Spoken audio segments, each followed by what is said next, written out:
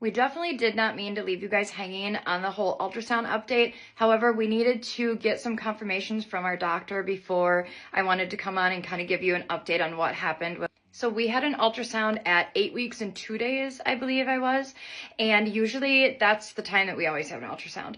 And when we went in this time, things just looked a little bit different than what I am used to. And the ultrasound tech was like, yeah, everything looks great. This is the yolk sac, etc. I'll show pictures of the ultrasound that we did see, but I just had a gut feeling. So she did all her like clicky and her measurements, etc.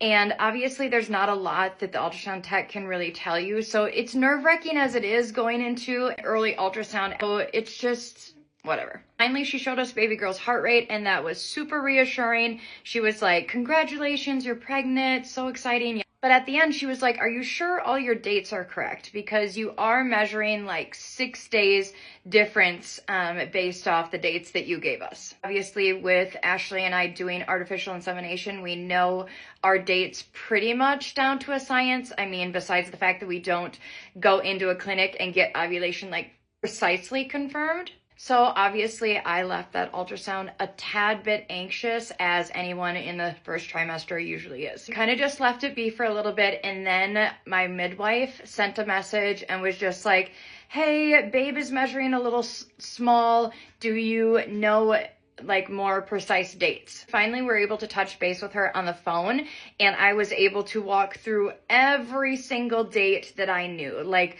what date I got my LH surge, what date we did the actual insemination, the fact that I have a 30-day cycle instead of a 28-day cycle. And finally, all the numbers started to make sense. So long story short, after giving her all of that information, she was able to plug it into her little system and see that babe is only measuring like 2 days off. And that is pretty normal.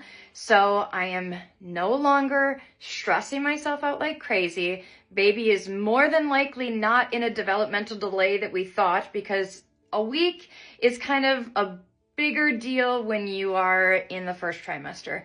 But maybe I'm misinformed on that as well. Anyways, that's why it took so long.